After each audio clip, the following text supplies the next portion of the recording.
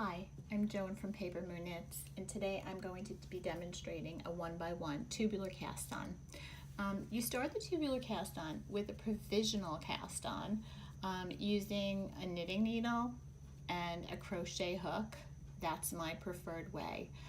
There is a video that I link in the pattern to a provisional cast-on, but I am not going to be demonstrating that today. So what we're going to do is we're going to start with half the number of stitches that we actually need to cast on. So I have 16 stitches cast on here, which means my final cast on should be 32. So I'm going to take my working yarn. I do suggest that you use a smooth yarn for your provisional cast on, only because it makes it easier to remove when you're done. I also have a stitch marker here, which I'm going to be using to mark the beginning of the round. As you can see, I'm using a long circular needle. That is my preferred method of knitting small circumferences in the round. I use magic loop, but you can use whatever you'd like.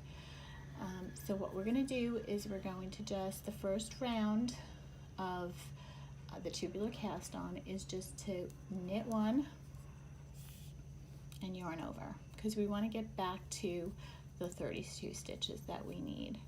So we're just going to knit one, yarn over across the entire round.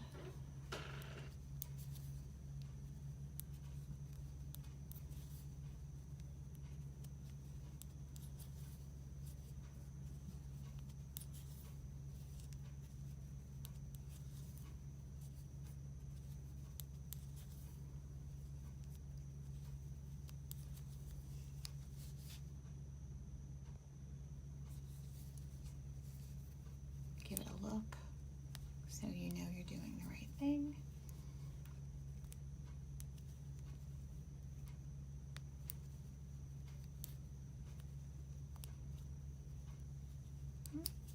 Don't forget the yarn overs.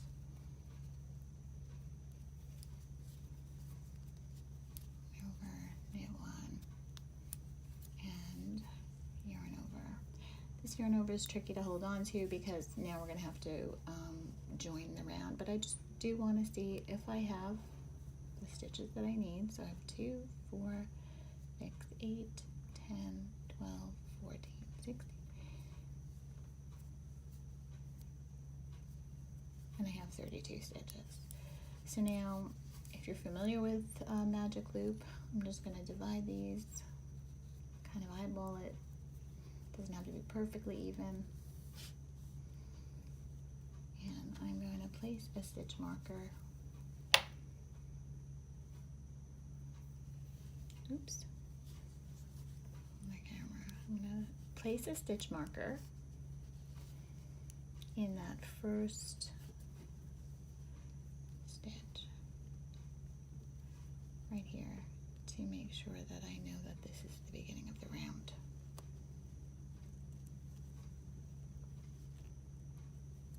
I'm just going to let it hang there. Now, the next round, so the first round was knit one, yarn over, and the next round is just going to be to knit the knit stitches, the ones that I knit, and to slip the stitches that I made as yarn overs.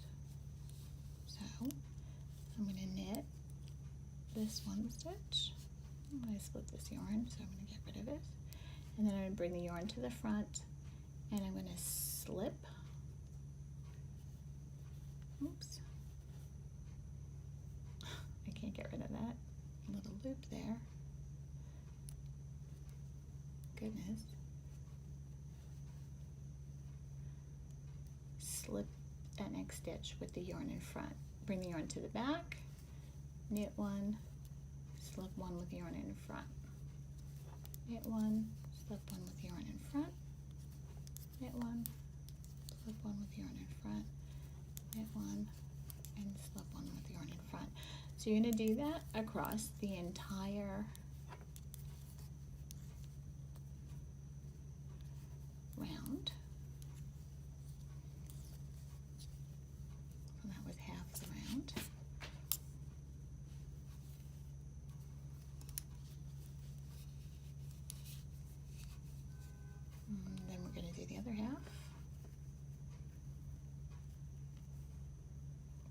pass yarn over is making this very tight. Let's see if I can push it up so we can work with it. There we go. And I'm just going to do the other half of those stitches as knit one, slip one with yarn in front. And by the time I'm done, I will still have 32 stitches.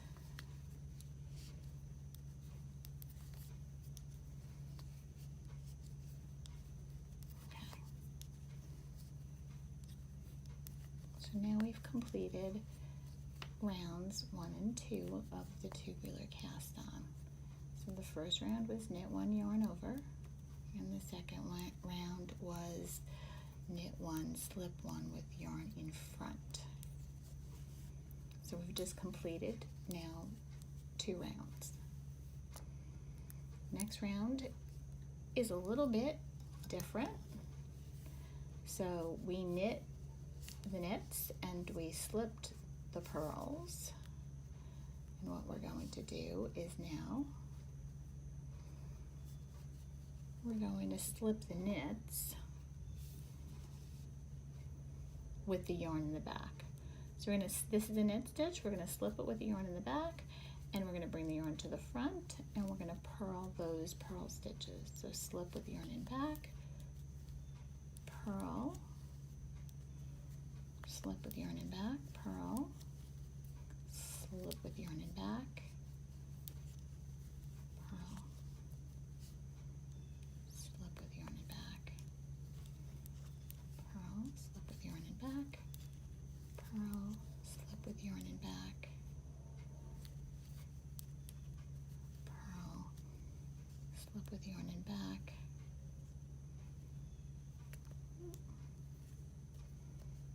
and purl. Do the other half of the stitches.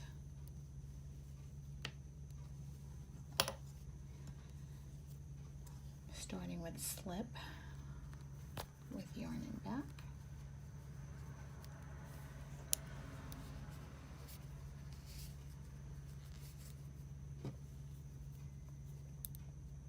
Slip with yarn in back. Bring the yarn to the front and purl. Slip with yarn in back. Bring yarn to the front and purl.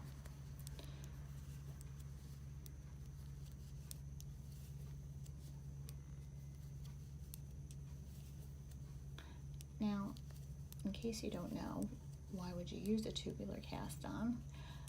A tubular cast on creates this really beautiful edge that looks like it's just rolling in on itself. And I'm going to show you what that looks like at the end. So those 2 rows, rows 2 and 3, you're just going to repeat. So row 2 again was knit, bring the yarn to the front, slip the purls with the yarn in front, and row 3 was slip with the yarn in back and purl. So I'm just going to pause this, I'm going to do those 2 rounds, and I'm going to come right back. Okay, I'm back, and rows 2 and 3, rounds 2 and 3 have been repeated. Again, round 2 was knit 1, slip 1 purlwise with yarn in front, and just repeat that across the round. And then round 3 was slip 1 with yarn in back, purl 1. So you can see now it's beginning to look a little bit like ribbing, but you can still kind of see that it doesn't look like much.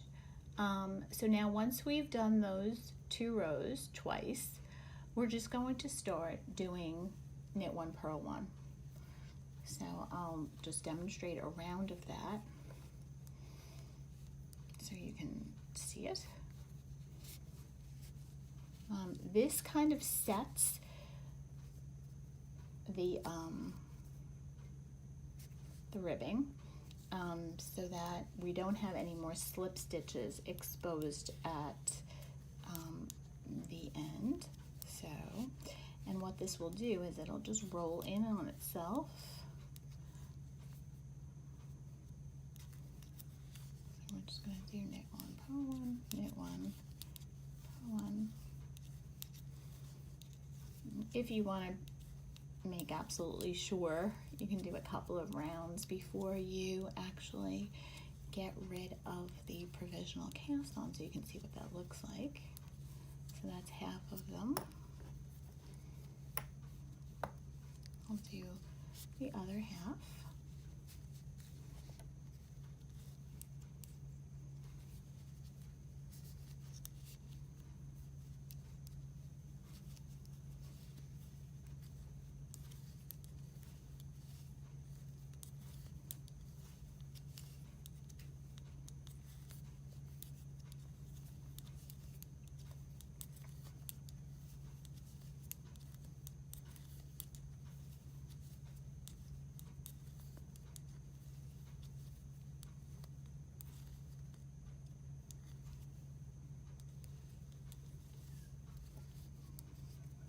And you can see that that looks a little bit more like 1 by 1 rim. And then what you can do now, I'll just turn to the first stitch, although you don't have to. I always put like a little knot at the end of my provisional cast on, so I know where to pull from. So I'm just gonna take out this knot. You can actually snip it, but I don't have the scissors handy.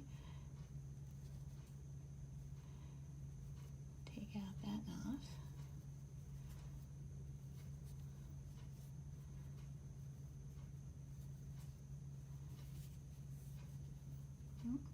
It's not coming out.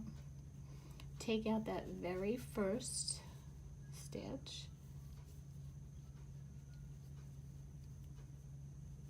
Which have the provisional cast on, which is, I'm just going to go through this loop so we can get through it. And one more time.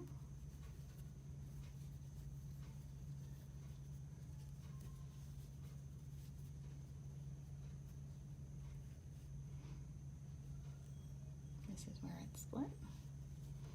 And then we're just going to pull, and you'll see that the entire provisional cast on releases. If I haven't caught it anywhere, there you go. And then you can just pull this through, and you can see what a beautiful stretchy edge that is.